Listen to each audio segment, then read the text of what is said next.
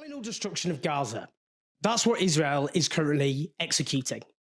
I'd say this is happening before the eyes of the world, but the Western media is overwhelmingly currently barely even covering the liquidation of Gaza that is currently taking place. Last night's onslaught against Gaza was described by the surviving population as unbearable. According to Ibrahim Al-Masri, a computer engineering student in Gaza, last night was hell for all of us in Gaza. They are continuing to exterminate us until the last soul. It has become normal, as if it is necessary to exterminate us to maintain the ecological balance. My mind has collapsed. Is it normal for all of this to happen? Let's look at this image of Rafah, the southern city in Gaza, which had suffered the least destruction of the towns and cities of the Strip. What it shows is total annihilation. It has been flattened, reduced to rubble as far as the eye can see. Shades of grey rubble, and then brown. That's it. Total lifelessness. Let's see this footage of Dar al-Aqwam school, which was being used as a shelter for displaced Palestinians.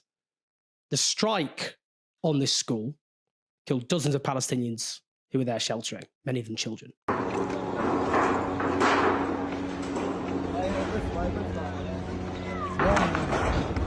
Last night, Israeli airstrikes completely destroyed the Gabian water desalination plant east of Gaza City. We can see the aftermath of that destruction.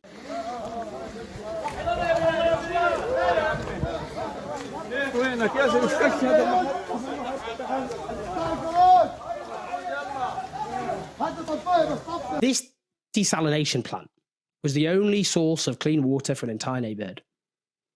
Destroying a desalination plant is not only a straightforward war crime, it is inherently a genocidal act. It is only done in the knowledge that it will deprive a civilian population of the most basic need of all after oxygen.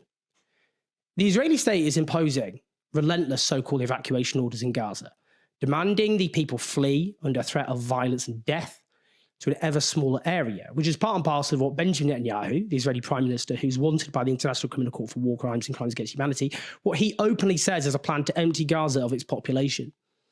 As Khalil Sayegh, a Palestinian Christian political analyst from Gaza, says, "My Facebook timeline is filled with people in Gaza saying they are so tired of endless displacement that they would rather stay and die than obey the evacuation order."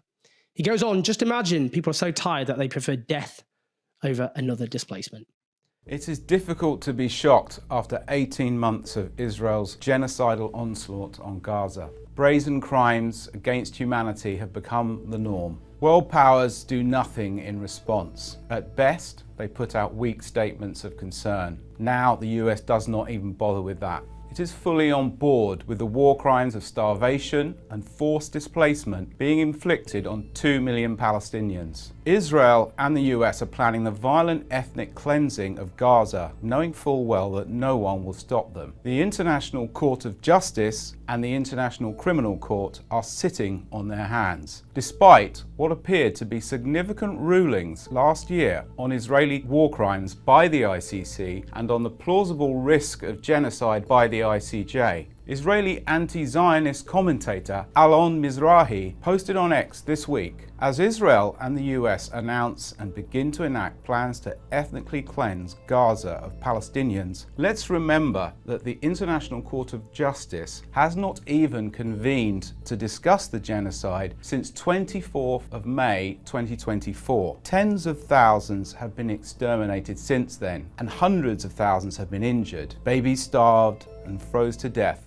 and thousands of children lost limbs. And he finishes saying, "Not a word from the ICJ. Zionism and American imperialism have rendered international law null and void. Everyone is allowed to do as they please to anyone. The post-World War II masquerade is truly over." Under the US Joe Biden administration, Secretary of State Antony Blinken and US spokesperson Matt Miller, he of the smirks, would make performative statements about concern over the killing of Palestinians with the weapons they had supplied. Today, under the Donald Trump administration, even the mask of respect for the rituals of international diplomacy has been thrown aside. This is the law of the jungle, and the winner is the government that uses superior force to seize what it believes is theirs and to silence and destroy those who stand in their way. Israel has systematically targeted aid and emergency workers since the start of its war on Gaza, killing more than 400. Last week, a group of Palestine Red Crescent Society, civil defense and UN staff rushed to the site of Israeli airstrikes to rescue wounded Palestinians in southern Gaza. Only one returned. Israeli forces committed a heinous, deliberate massacre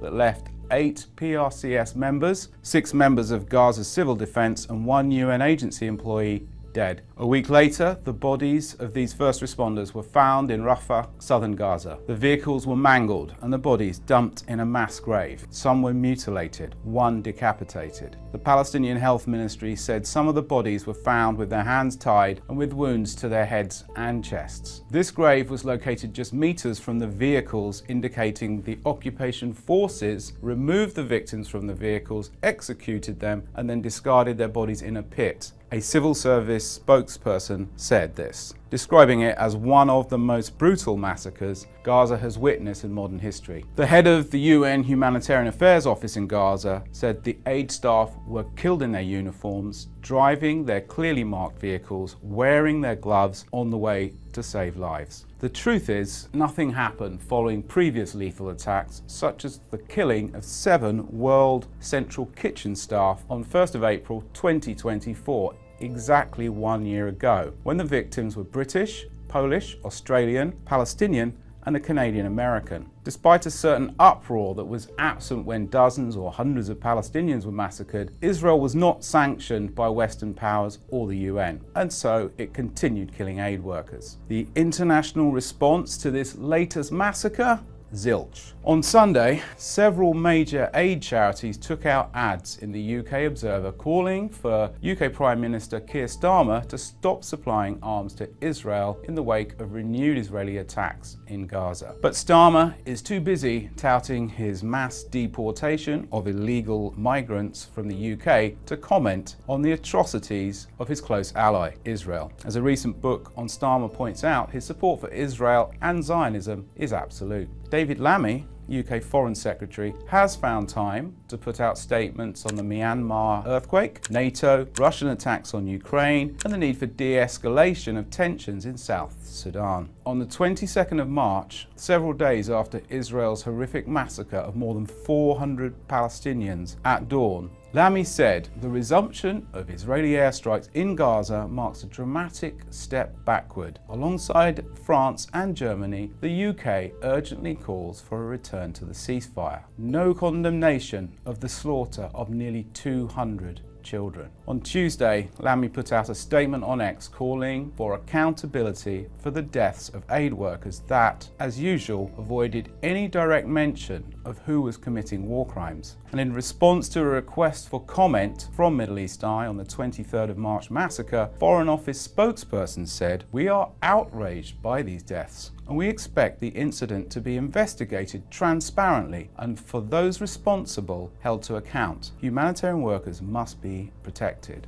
Fine sounding, empty words. The big powers and their allies are committed to the violent reordering of the map. Palestine is to be forcibly absorbed into Israel with US backing. Russia has seized eastern Ukraine. Smaller nations can be attacked with impunity from Yemen to Lebanon to Greenland. There's no US invasion plan as yet, but the mood music is growing louder with every statement from Trump and Vice President JD Vance. Previously, in the post-war world, adherence to international law was the official position of great powers, including the US and the Soviet Union. Israel, however, never had time for international law. It was the pioneer of the force is right doctrine. That doctrine is now the dominant one, and anyone standing up for human rights and peace is now the enemy of the state, whether in Palestine, London, or at Columbia University. This is the lawless New World Order of 2025.